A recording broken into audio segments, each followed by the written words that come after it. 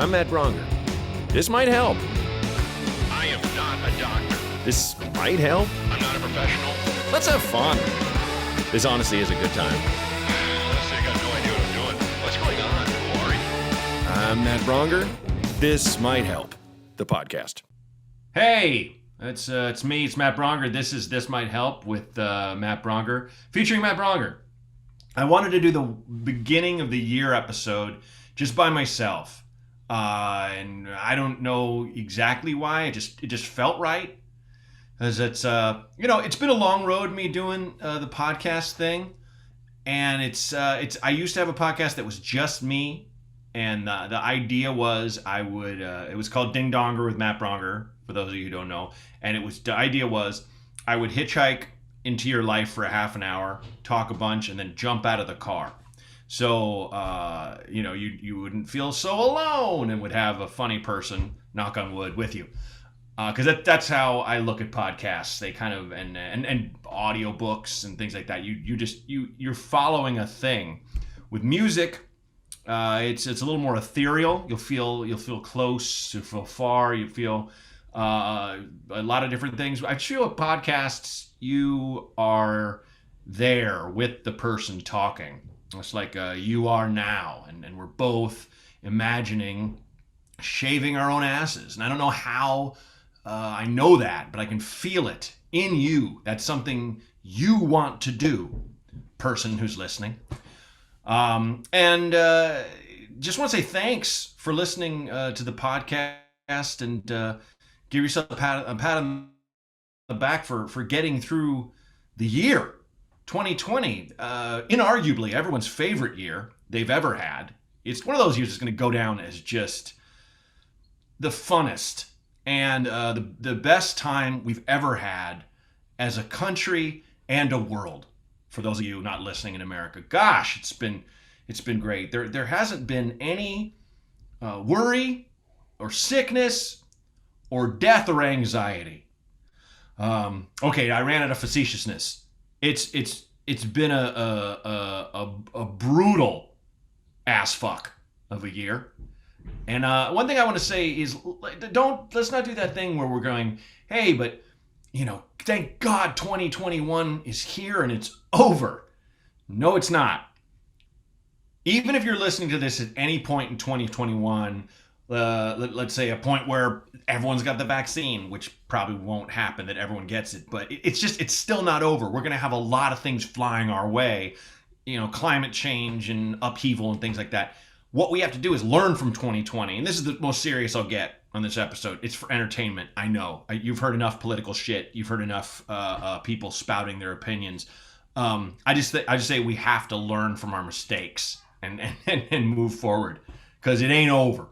We're always going to have problems. But I will say I did dig the fact that we had a New Year's Eve, that existed, that we made it to. A lot of us didn't, sadly, but we made it and had a night.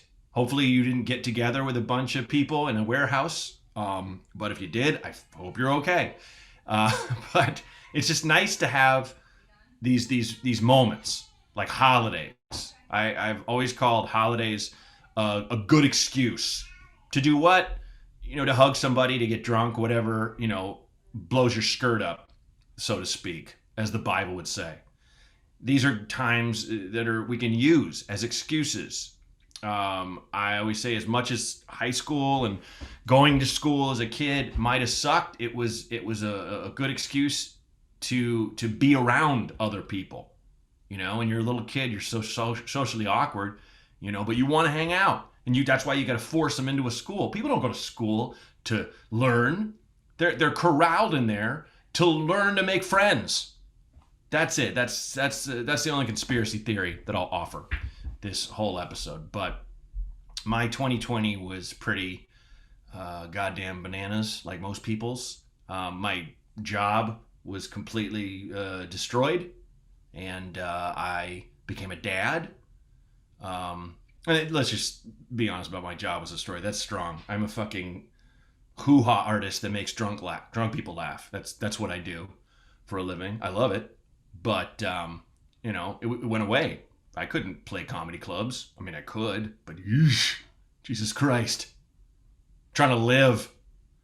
So went away, and my wife had a kid. Think it's mine, pretty sure. So I've been caring for her. I became a stay-at-home dad, which, pretty good job, but you don't get any swag or residuals. little showbiz joke for you guys. But I love it. I love her. It's awesome being a dad, even a super young one like myself without a trace of gray in his beard. And my wife and I lost our minds during the California fires because we were supposed to go to Oregon at that time. But at the same time, there were the Oregon fires because God is hilarious and mean. So we decided to up and drive across the country to Kara's hometown, little small town in Massachusetts called Mansfield.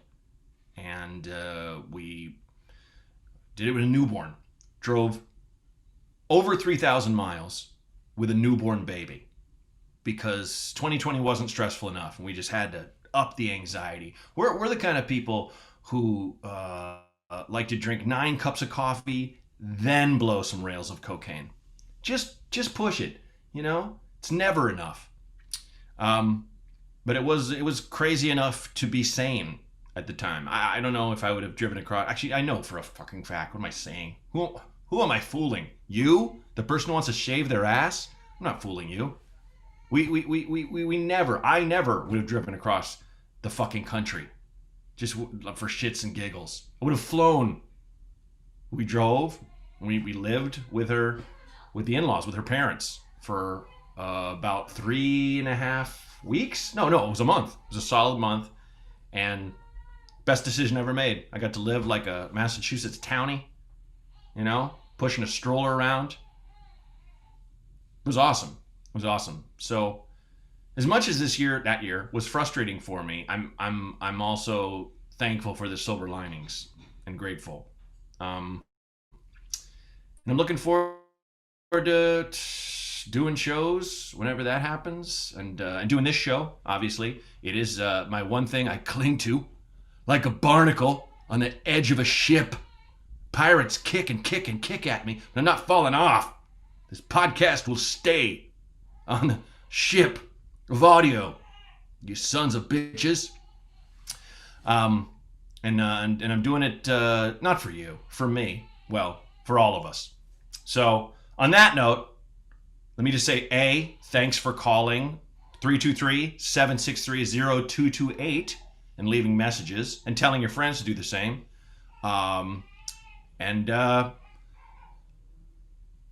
Let's roll the first call. Let's have some fun. Hit it. Hey, Matt. Yeah, this is kind of a two-part question. Do you think that maybe Rocky Dennis is some kind of a soothsayer or fortune teller, some kind of savant?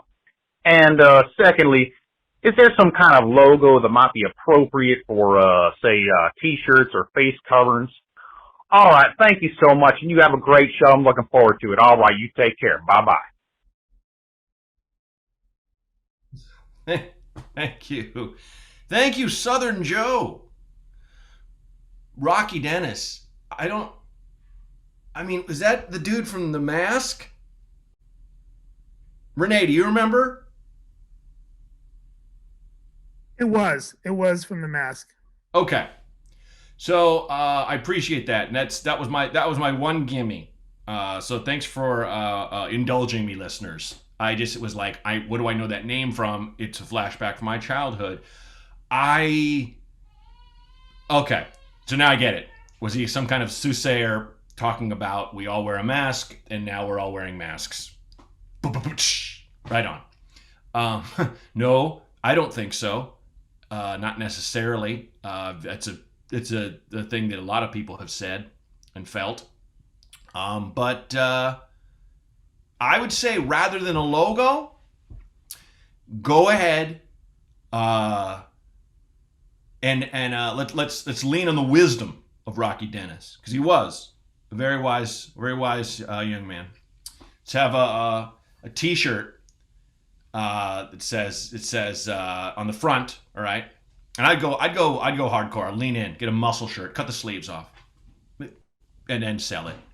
Let me see how to finesse this.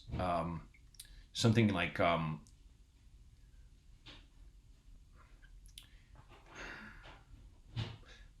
something like Rocky Dennis knows better than you, or you know what? Let's go hardcore. You're not better than Rocky Dennis. And on the back it says, wear a mask. Then wear a mask is like huge, like Rocky Dennis's head and face. Thanks everybody.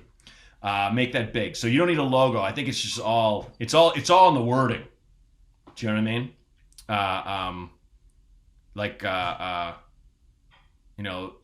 Stone Cold. You know, when Stone Cold came in there and had it, 316, everyone knows, okay, that's Stone Cold. So you want to be the Rocky Dennis guy. It's a hardcore name, Rocky Dennis. So, you're not better than Rocky Dennis. You might even want to wear a fucking mask. And apostrophe, not ing. All right? None of this fancy high-tone Yankee shit. Let's get dirty. Hope that answers your question. Let's roll caller number 2, Renee. Hey, I just wanted to know, what do you do if you have no money and the job you have is sketchy as hell? Whoa. Like, they're not paying you, but you need the money and you're broke. This makes no sense. You have no other options. You're looking for other jobs, and no one's coming back to you. And other people are making money at this job, but you're not making any money yet, and you have no other options. Like, what do you do? Do you just look for other jobs and hope for the best, or do you stick with what you've got and hope that works out? No sorry, random question. It's okay. Thanks for calling. I'm assuming when you say you make no money, that's a euphemism for just a little bit of money. Because, they're not paying you at all. Walk the hell out right now. Don't go for the okey doke. But I was just thinking, like, that is I feel like that's kind of rule number 1. If you got to really sense, it sounds like what they're doing is if they're paying other people more than you, they're kind of dangling the carrot in front of you. Just you have to make sure that carrot is real, that you're actually working toward a possible good sum. Right now, we're living the era of false incentivization. How would you say it? I don't know. But everybody kind of for it or for free, and we're headed more and more in that direction. As I said, I wasn't going to get political, but less and less people own more and more of everything, so they can control the terms and the rules. So look, you said, should you stay in the job or keep looking? I say both. Stay in the job and look your ass off. Just reach out to friends, reach out to people you haven't talked to in a while. Not to be like, hey, can you help me out? But just, people like helping people. That's why I get all kinds of people on this show. Not just because I'm really fun and handsome. It's not just that. There's a third reason. It's because they like to help people out. So, I would not only go by the classifieds and things. Most people get their jobs by knowing somebody, and that can just be a friend. So reach out to other people, see what they're doing. I remember when I was a PA, a production assistant, which means I used to go fetch people burritos. Then I worked for a company that did reality television. And it wasn't one of those things. It was certainly, my friend was already doing it, and I didn't have a job. So I was like, hey, how is that? And he's like, worst job of my life. You should come work with me. And it actually turned out to be good for me because I could go off and audition and then, come back. But like, I will say, like, at a certain point, I realized I've been doing this almost 2 years. I've been doing comedy at night, but this job, it pays shit. And like what they would do with me and the other PAs is they would, on paper, move us from production to production. Because by law, if you're working full time, you have to get benefits. And so what they would do is make me part-time here, part-time there. It wasn't one of those things I realized until near the end. And I was kind of like, I got to do anything else because I'm not trying to work my way up in the fucking reality television biz. I don't, I know too much about it to want that.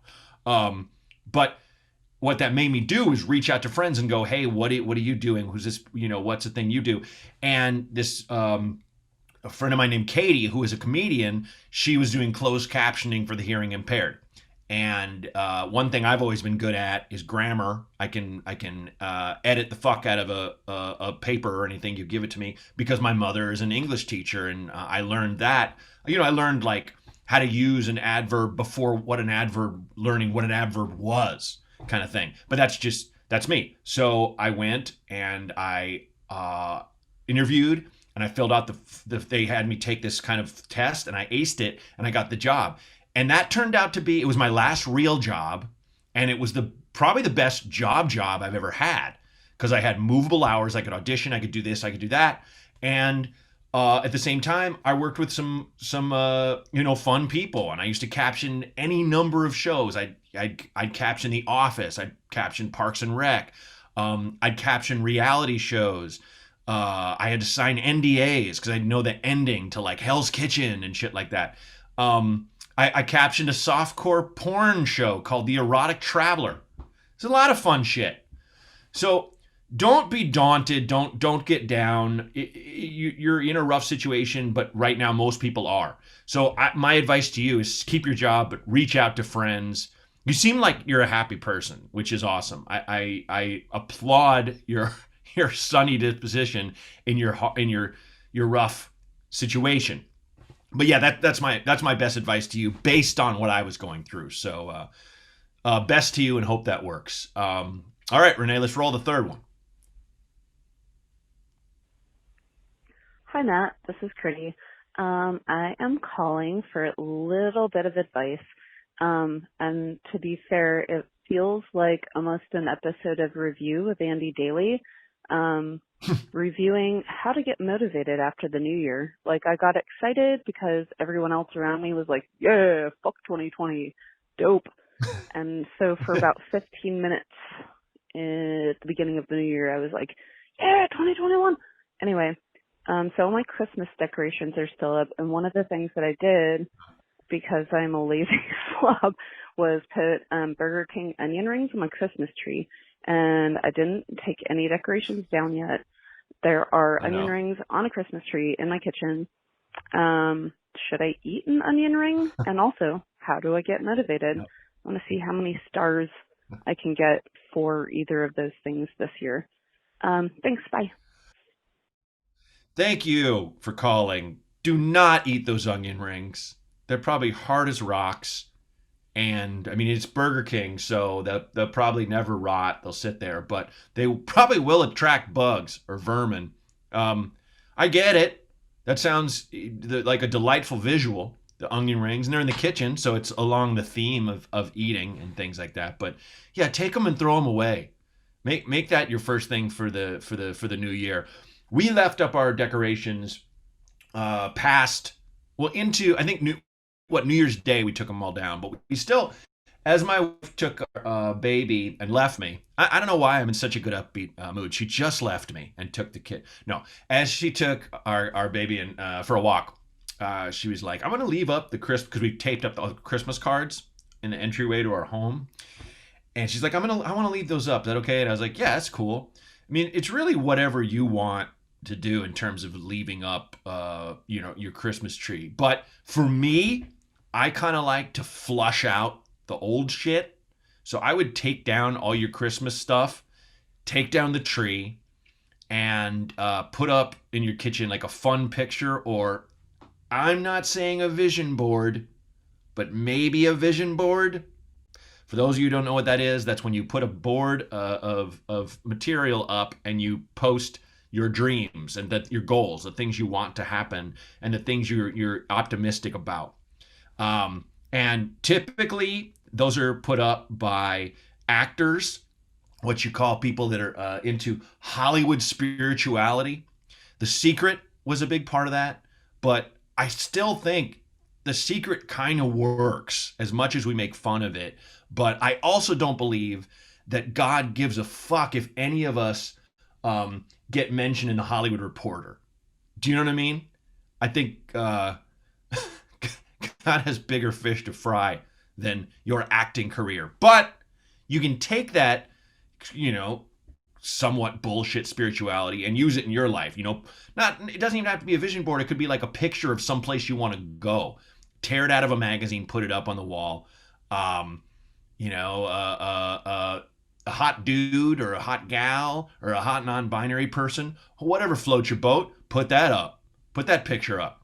A still from a movie you love. It's all about having something that you have in your house that you look at that makes you happy. I used to be obsessed with the past. I used to be obsessed with, not obsessed with the past, I guess, but the past, the thoughts of it would make me sad. It doesn't really so much anymore, but I never used to have pictures of anyone I loved in my home. Granted, this is when I was in my early 20s, but I was kind of like, why would I have that? I'm just going to look at it and go, I miss that person. But it's an honor to miss someone, So there's a reason why we have these pictures of our family around us, because it keeps us going. You don't have to just put your family. And if your family makes you sad, take those pictures down until you reconcile with them or don't. Put up a palm tree, right? Or a boner, whatever you're into. Doesn't have to be phallic.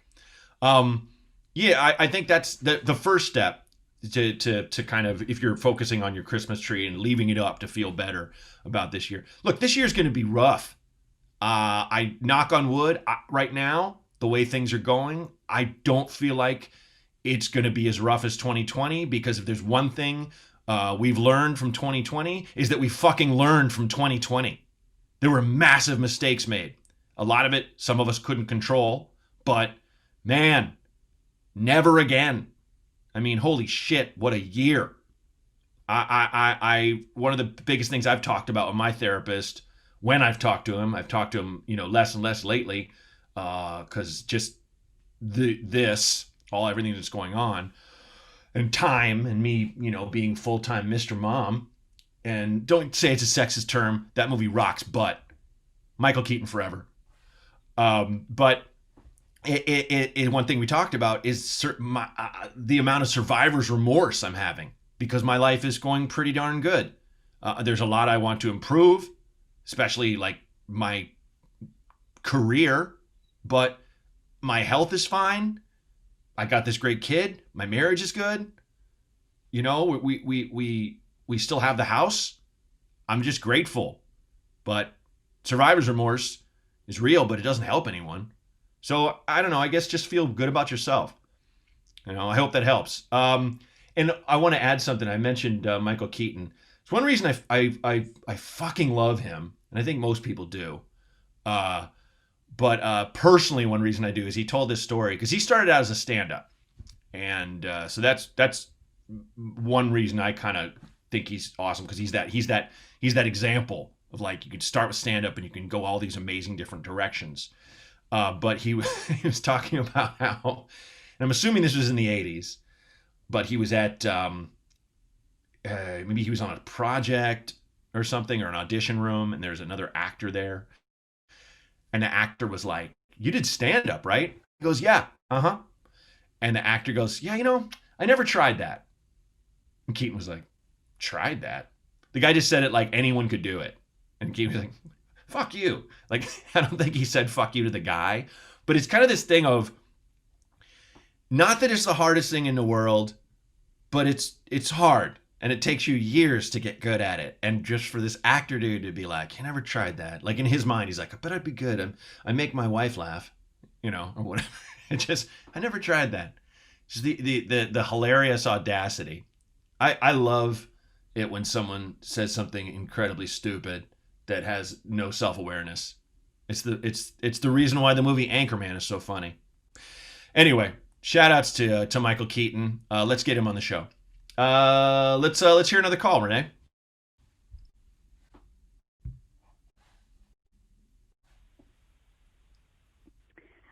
Hi, my name is Chris. So basically, I'm getting a psych eval in 2 weeks because they want me to redo because I got one when I was 7 years old, and they wanted to do a new one because as I've gotten older, my psychological problems have gotten different, so I'm getting a new one. And I was talking to my therapist about it because she is not the one who's doing the evaluation on me. And she told me that I have basically 2 options. I can either tell the truth throughout the entire evaluation, get a probably decent diagnosis, and probably go to a mental institution, or I can lie and not get a diagnosis, but not go to an institution. And I really need a diagnosis because for me, if I don't have a diagnosis, then it's not real and I'm making it up. But I really don't think I want to go to a institution right now. I do think an institution is good for me personally, but I don't want to go now because it's Christmas. And that honestly scares me. So I don't know what to do because I want a proper diagnosis, and I don't want to lie, but I don't want to go to a institution. I think an institution maybe isn't as scary as I think it is, or whatever, but I don't. Yeah. So I have I have a week or two to decide what I do. So yeah, that's it. Thank you.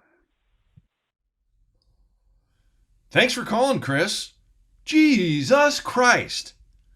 Look, I am not going to tell you to lie or not lie in terms of your evaluation, but I will tell you what I do know based on my experience. That's kind of the crux of this show and why it used to be called Advice from a Dipshit. And I changed it because we were running into too many walls in terms of getting ads out and getting people to buy ads and getting us listed on podcasts you should know about, things like that, is because the word dipshit was in it. But the crux of the show was I base my advice on my experience. I don't know anything about a psych eval. I don't know what they ask you. I don't know what it is. I can only go by what you're going through, and I understand why you don't want to get, as you put it, put in an institution. I mean, I just wonder, is your therapist a licensed therapist? Because if they think you need the help to the point where you would be put into one of these institutions, look, this is all conjecture. I don't know. What I can say is there was a time where someone who I had an on again, off again relationship with was just openly telling me and other friends of ours that she was going to take her own life.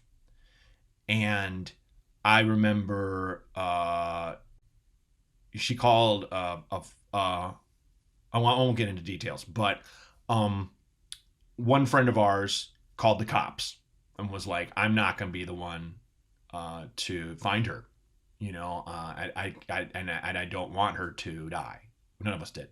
And so they came and they picked her up and they took her to what you're calling an institution. And when she came out, she wasn't there all that long, and arguably claiming you're going to end it all, it doesn't get any more serious than that. She went to a very nice facility and met some really interesting people, because I feel like the thing we don't really admit to each other is that we're all very close to that moment sometimes.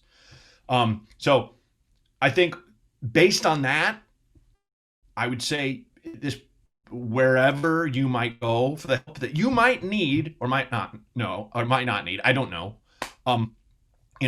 It won't be as bad as you think it is. And going around Christmas is tough, but it's like, let me just say, not knowing your situation at all, maybe you need it. Just putting that out there. Maybe you don't. this is one of those things where it's like, I can't give clinical advice. I can't, because I just don't have the expertise. And I'm not going to put myself in the position of going like, do this, and then the wrong thing happens. Not that you were in danger from yourself or anyone, but I just, I wish I could give you more than that, but I just will give you that example based on my life there. So best to you, Chris, and I hope things work out. And you sound like a very thoughtful person. I'll just say that, and I hope you be okay, Chris. If you would, why don't you call in again and let us know what happened, what you're going through, because I'd love to hear from you, and I hope you're doing okay. So hang in there. Whew, boy. I hope I navigated that okay. I guess I should maybe call my lawyer. I'm kidding, but boy, sometimes we get these calls that are so fucking heavy. I'll be thinking about that one a long time. Boy, I hope Chris will be okay, and really hope the next call is about best cheeseburgers or something. But even if it's not, fucking roll it. Roll the last call, Renee. Hey, Matt Braunger. This is Steve from Northern Illinois. Had a weird holiday. Hey, Steve. Leading up to December, my grandfather beat the living hell out of my grandmother, and within a week he had died of what we considered a guilt heart attack. Kind of knew he was going to have this problem, with the heart attack, but didn't think it would be brought on by something as crazy as what happened.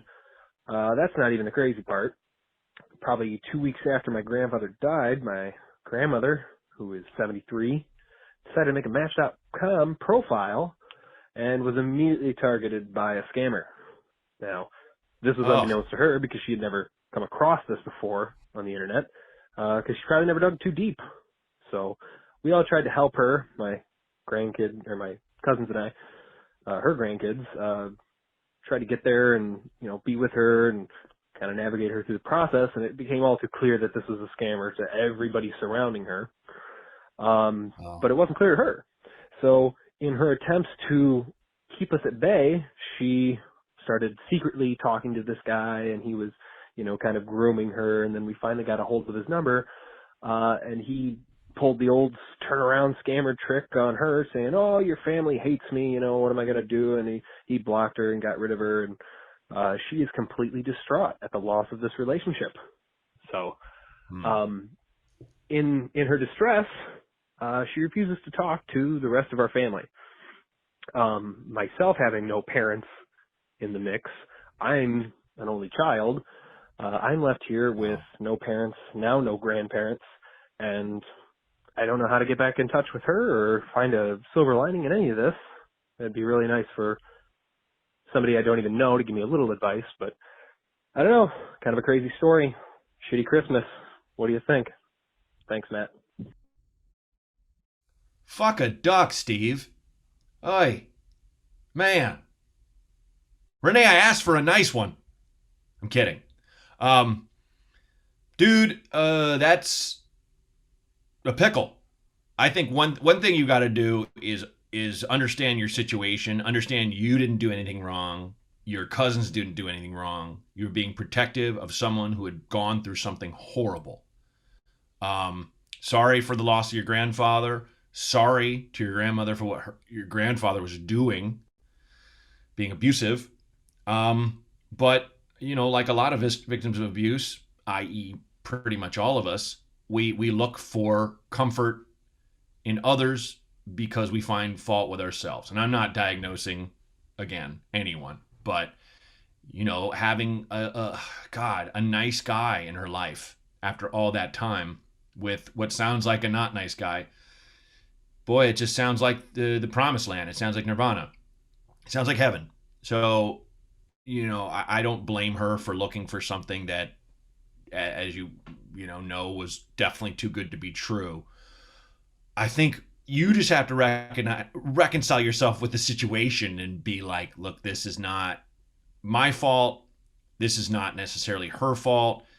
There are predatory individuals out there, sociopaths who prey on others. And thankfully, it looks like you've expunged him. It sucked that you had to put the pressure on so that the dickhead himself, so to speak, tore off the Band-Aid. But it sounds like he's gone. And your grandmother's sad, and that fucking sucks. But at least you don't have this person who still was going to, manipulate her and get her money or have her sign over property or whatever he was after. Look, if it's, I would say maybe you give it a minute. Don't call her every day or anything. And then maybe just write her a letter. Go old school. Write her a letter and just share how you feel. Don't be too harsh. Lay it out simply. But just that's kind of all you can do, because if she doesn't want to talk to you, she doesn't want to talk to anybody, and she blames all you guys. There's so much more behind it than just what happened with that guy. I mean, God, can you imagine? So yeah, don't beat up on yourself. Check in with your cousins. Talk about it with them. That'll be good for all of you. And as for the holidays, I'm a little late now. Sorry, but like it's a new year, and throw away the past and look toward the future, because it'll get better. You just have to kind of keep her in your life as much as she'll let you, and that's it. That's all you can do. You can't just run over there and kick in the door and go, "Grandma, listen, he was wrong for you," as much as you know it's true. It's one of the most frustrating things in life, is that you'll have this person in your life that just will not face reality, and it infringes upon your own lack of anxiety, and you're just like losing your head, like, why don't they fucking wise up? And in the end, it's up to them to wise up, much as you love them.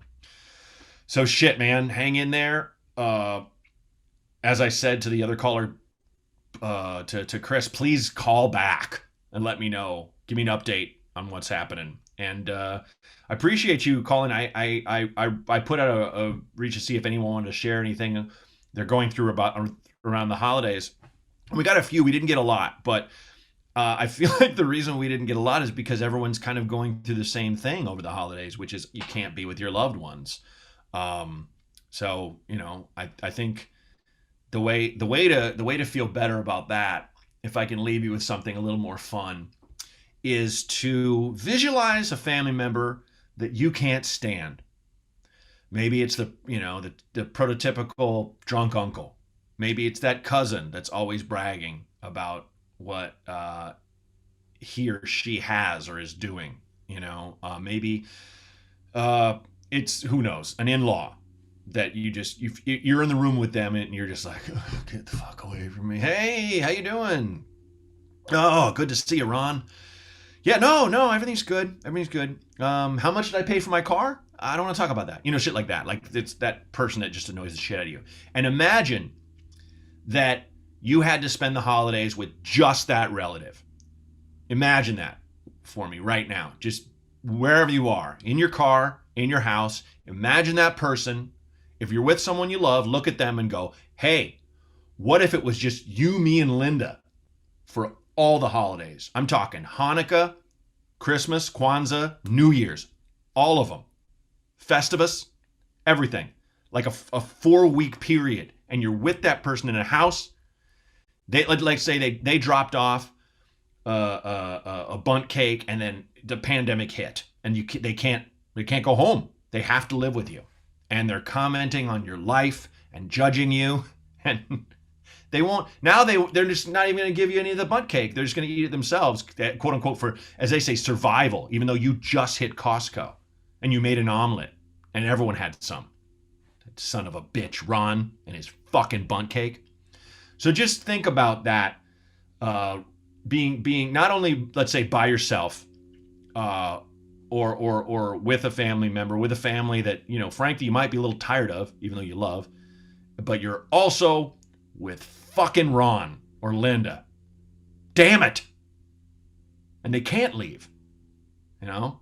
So just think about that, because sometimes it's just, you know, the absence of what could have gone wrong that makes life bearable and awesome, you know?